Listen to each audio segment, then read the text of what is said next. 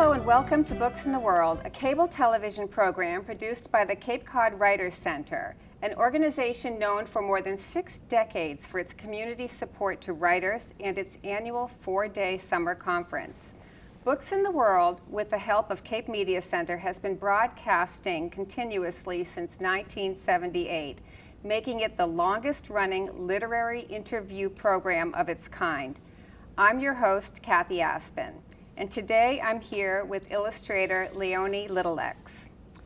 Leonie is a fine artist and illustrator from Cape Cod, Massachusetts. She graduated in 2009 from the Massachusetts College of Art and Design with a Bachelor's of Fine Art in illustration, and then went on to complete her Master's of Art in teaching. Her works have been shown in galleries on Cape Cod and in the greater Boston area, and also exhibited nationally in Oregon, New York, and North Carolina. Leonie's art explores a variety of mediums with an emphasis on painting and pen and ink drawings. In addition to her work as an artist, she has been an instructor in drawing and painting for over 10 years in both the private and community settings. Today, we are here to talk about the illustration of her first children's book, A is for Always, an adoption alphabet, written by Linda Cutting, illustrated by Leonie Little-Lex, and released in August of 2022. I'll just read the inside cover. With gentle rhymes and lovely illustrations, A is for Always celebrates the joy and love of adoption from A to Z. With B for birth parents, Q for questions, and U for understanding, it frames challenging aspects of adoption in a way children can understand. Best of all, each page shows a different adoptive family of cuddly animals welcoming and cherishing a new child. Welcome, Leonie. Thank you. Congratulations on your beautiful book. Thank you. And thank you for having being me. Here. Oh, I'm so happy to have you. Let's talk a bit about the process of illustrating a children's book. First of all, how does an author find an illustrator? How did you find Linda Cutting? Yeah, actually, Linda found me, and I was fortunate. I suppose my story is a little unusual. Most illustrators go about, they get an agent, and then they have the agent pitch their work to different publishing companies. And I was pretty fortunate that Linda found me. I have been working as a fine artist and an illustrator, freelance illustrator and teacher. And I was doing an artist marketplace event, and Linda had heard about me through a friend of hers because I had done some commission work for her friend. And she had a contract already with a publishing company, had another illustrator on board, and had everything kind of set to go, and then that illustrator dropped out. So then she was kind of looking for another illustrator, couldn't really find somebody, and then her friend had told her about my animal drawings, and that I could draw animals, and so she came and introduced herself to me, and then I didn't really know that anything was going to come of it because it's just a whole long process. Like, even after she had met me and had emailed the publisher, I had to then almost audition for that. I see. So, for the publisher as well? Yeah, yes. yeah, because some of my work is more fine art or geared for adults, right, or well, you have darker. A very diverse artistic portfolio. So that was one of the questions that I had. So the story was complete before you even got on board. Yes. She already had it. Yes. It completely mapped out. Did she have a storyboard drawn up, or did you have to do that together, or how does that work? Yeah, she had the previous illustrator who was signed on board had completed some of the work, but when I came on board, I just completely started from scratch with my own vision, and I was lucky in that I had a lot of freedom, both from Linda and the publisher, to really make it my own as far as the visuals. That's wonderful, because I often wonder about everyone has a different tone, and especially illustrators bring a different tone to a book. It can change the entire completely flavor of what that book's trying to bring. And so did you and Linda got along very well in your melding of the styles. And so when you were doing this particular book, which let me show a couple of. This book is lovely, and Thank you. the stories. I mean, the illustrations are softly illustrated, but very crisp in content and the way you. that they're. Yeah. So it really has a lovely, and it's not. I wouldn't say it just lovely as a children's book, but lovely as paintings as well. And I wanted to know, when you're talking about being versed in different types of mediums, what type of medium is this? Is it all painted? Is it hand-drawn? Yeah, that's all hand-painted. And a lot of children's books today that you'll find, it's more digital work. Right, I wondered about the computer graphics. Most kids' books, I think that you find these days would be digital or half digital. It's just, I think people find it like faster to work that way. Yes. I don't work digitally. Yeah. I just really like to have the paintbrush in my hand and work with real materials. So you're putting this right on paper that you use for watercolor or for, okay. Yes, and the picture that you were showing, the background is watercolor, so the sky is watercolor.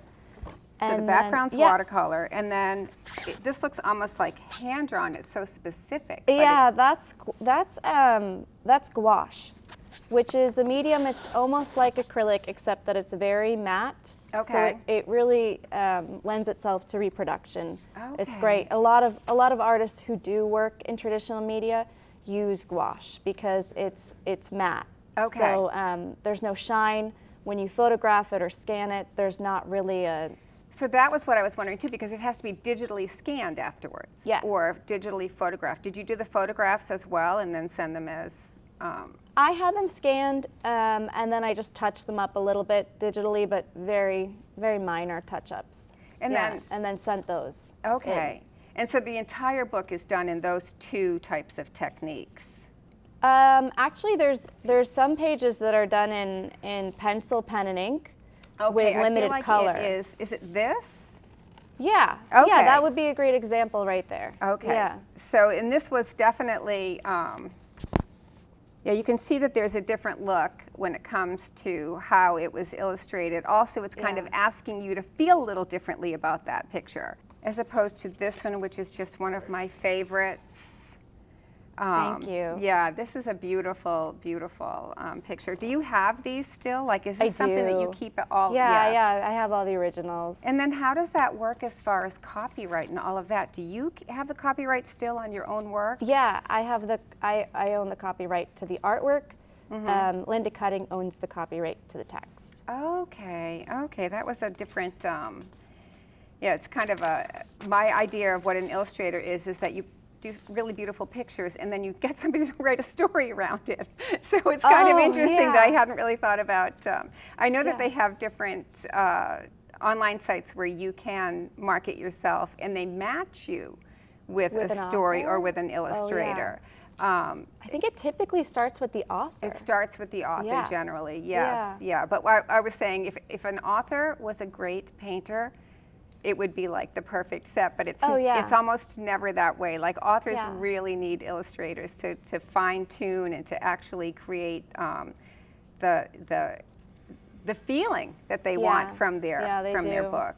Yeah. Did you have a lot of revisions that you had to do? Yeah, I would say it was a process. So you come up with what's called concept sketches. So really a little bit more detailed than a storyboard. Just character sketches is where I started. So really, what do we want the characters to look like? And I spent a lot of time trying to figure out because the book is all interspecies animals, like what animal pairings would go well together. And that actually took a lot of time to figure it out. I had everything out on Post-it notes, and every animal was like a different color Post-it note, and then I had a vision board in my studio, and then I was constantly switching them around and figuring out, because I knew I wanted every animal pair to repeat at least 3 times in the book. So I what was do you trying mean?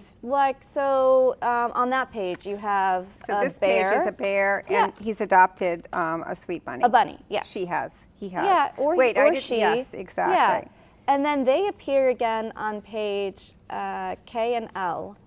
So right there, that's the same Okay. family, and then you see that there's 2 parents and then a bio sibling, and then there's a grandmother in the top maybe, or a Okay, grandparent. I see over here. And then they Okay. appear one more time, I think, on page O. And that's the end where they talk about where they find different parts of the world too. Is that the And that's one? I think Oh, O no, is no, for no, oak O tree. is- Yeah. So This you'll is a lovely see- book. Actually, even the verse is just really, really sweet. You must have fallen in love with it right from the start.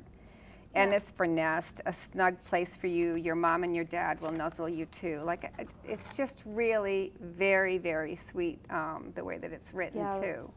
The writing's great. The writing is great, and your vivid pictures are, they make it, I want to say. Yeah. Tell me a little bit about, you had a couple stumbling blocks when it came to publication. Yes, I wouldn't call them learning experiences, maybe. Okay. But yeah, we almost had a stumbling block. So I think the process, as far as the sketches, I came up with concept sketches. I would meet with Linda. We would go over that, and then what's called thumbnail sketches, very quick sketches, and then those eventually turn into final sketches. And you're meeting with the publishing team as you go, so that they can approve what it's developing into. Okay. We had, as we got to the final stages, I illustrated, I think, V's for Varied, which is one Okay. of the last pages. It is the picture with the panda and the globe. That one was one of This the one, last ones I okay. submitted. I'm gonna Yep. hold that up. Oh, And originally, that was a political map of the globe. And it got approved. The publisher sent it off to China to be printed. And then they contacted us and said, we have a problem. They've actually stopped the press, literally stopped the press on this book because I had drawn, and I wish I had a picture of the original, but it was like a tiny colored dot for Bhutan and Nepal on the map. Oh my goodness. And It was they a said- statement. Yeah, well, no, Truly. actually, I mean, it was no, just, but I was without- just following the right. map of the world Right. that everyone else agrees But it could be to. misinterpreted as a statement in a way. Yeah, it was. China doesn't recognize them as autonomous countries. Right. So they wanted originally they wanted me to get rid of those boundaries and make it a part of China, and we said no because it's not Right. accurate. Yeah. So it for a moment there we thought, oh no, are we going to get this published? Yeah. Because our publisher backed us up completely, but they said, it might be another 18 months Oh my goodness. to 2 years because we gotta find another publisher. I mean, the whole thing, it's like Right. the It process. puts everything back. Yeah, Yes, yeah. Exactly. So I did come up with a solution for it, so that we could maintain integrity, Right. but get the book So published. So where is it that it was Thi- on this this map, one, right? And it then you did the was. butterfly. I drew 13 butterflies Uh-huh. actually, because in Tibetan culture, the number 13 is significant, and butterflies are a symbol of transcendence, Transcendent and- freedom. Yeah, and Yeah. freedom. So I thought I'll put a little Yeah. symbolism in there if we have to take out Nepal. Well, back to what it took to put this together. How long did it take for each illustration? I wish I had an answer to that. My husband always says that I underestimate the time that I put on a piece.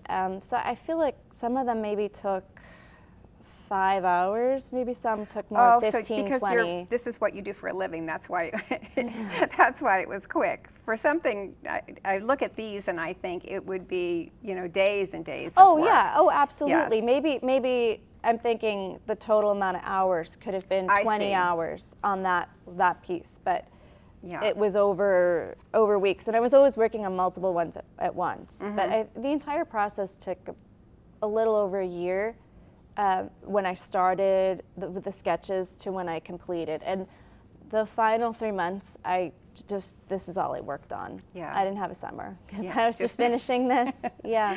Well, I'm sure that for the author too, because she had started and then stopped and then started again with a different illustrator, I'm sure she was anxious to get it done as well. Yeah, I think she had this in the works for, I thought at first it was 6 years, but I believe it was 13. It's kind of amazing. I mean, even when I think about what goes into illustrating a cartoon or something like that, it's so labor intensive. Oh yeah.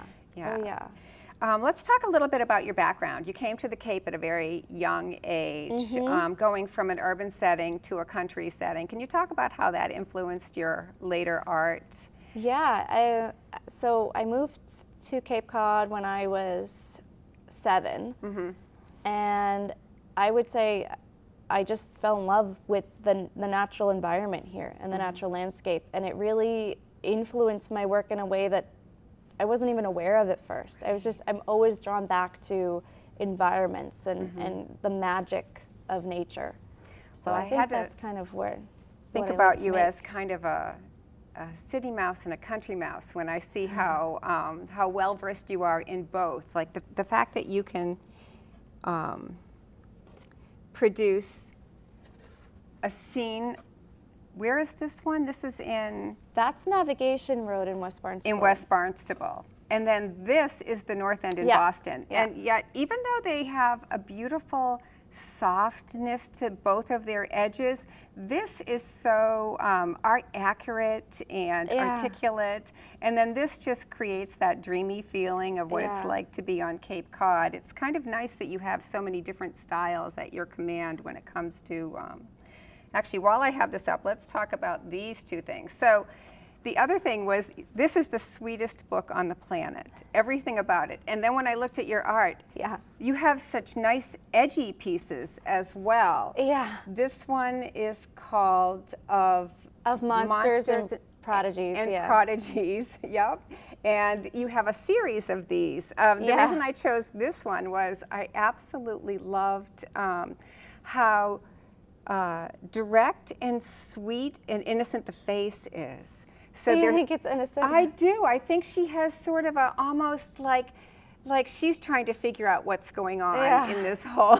Now, that might not be what you intended, but I could easily picture this face being in a children's book. I know maybe it's a little bit of a stretch. And then I absolutely loved this as well. What was the series of this? Terra Animalia. Terra Animalia. And and in most of the pieces, you have a pop of color that is in a black and white sketch, right? Yeah. They're all black and white sketches. Yeah. So it's just nice that there's such a diversity to your work. Well, thank you. Yeah. You know, people either. That series that you're referring to of Monsters and Prodigies, people either really like it or they really don't. Oh, it was a little to take in. Like you're kind of like thinking, where did that idea come from? It came from an old Renaissance book that I stumbled across. It was a medical book at an antique bookstore from the 1600s, and it got damaged, so the bookseller was just kind of cutting out the pages of all the illustrations and selling them.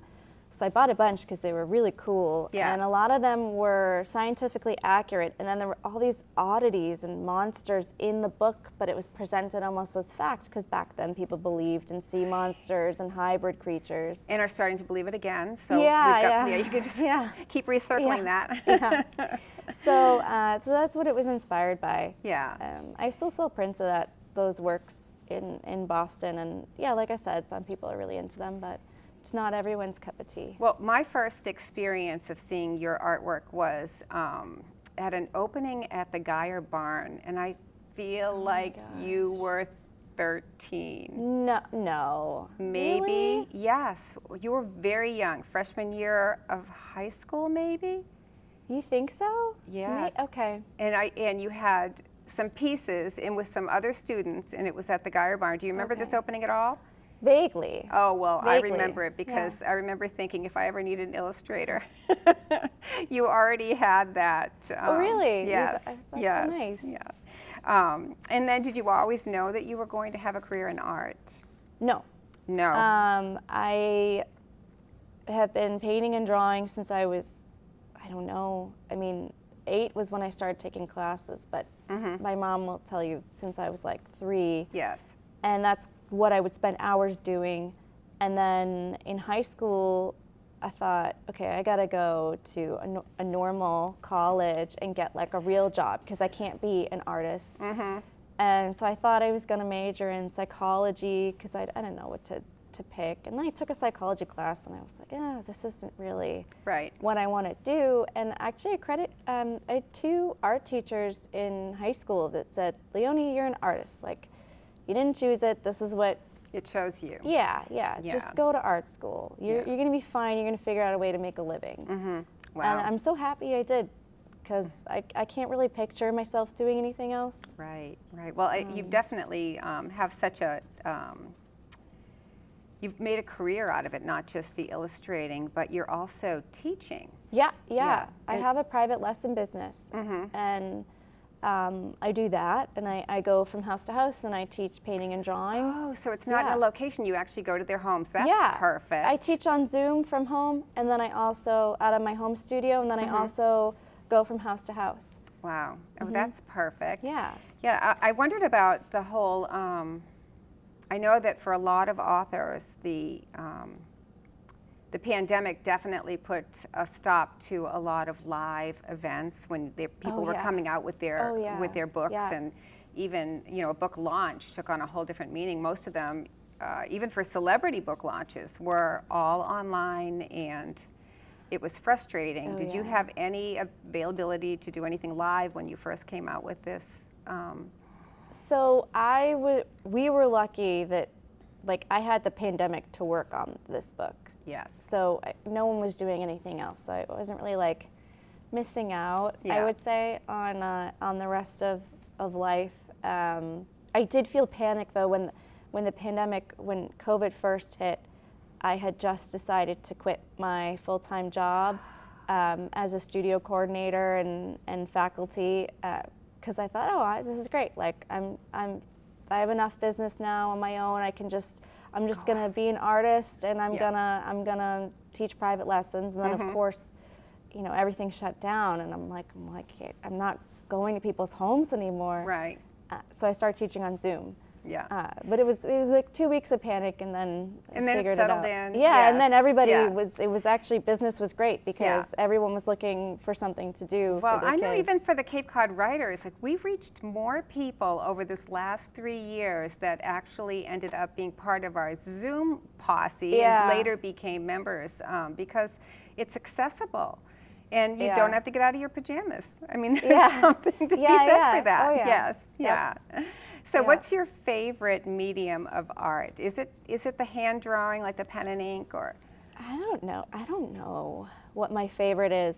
Lately I've been working more in mixed media watercolor. Okay. And I'm teaching some workshops in Sandwich on that, on mixed media watercolor.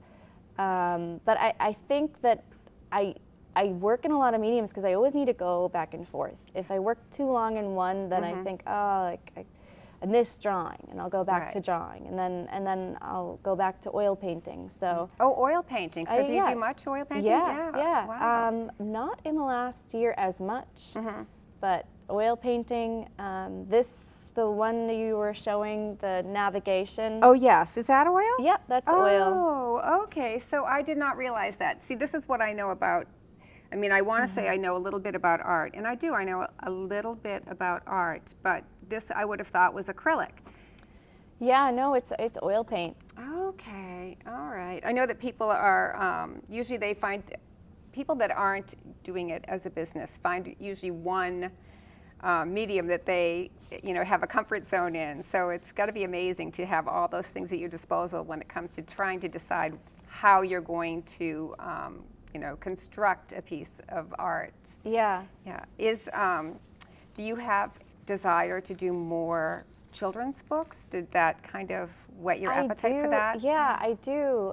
I don't know if it's going to be like a very, maybe a thing in the next few years. I don't know if right now I want to, but I do. I want to write my my next one. Yeah. I want to write it and illustrate it.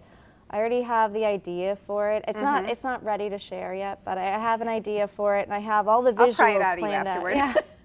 I have all the visuals planned out in my head. It's just really the writing that I need to work on because I feel like everyone has a desire when they see a situation, they have a desire to do, especially if it's geared toward children. I know that I have a friend who did a children's book, and it was all because her granddaughter got glasses and felt like an outcast. And so this one thing ended up creating the availability for her to do a series of princess books that the princesses all wore glasses. They were all your average little girls. And I feel like there's so much inspiration in a children's book.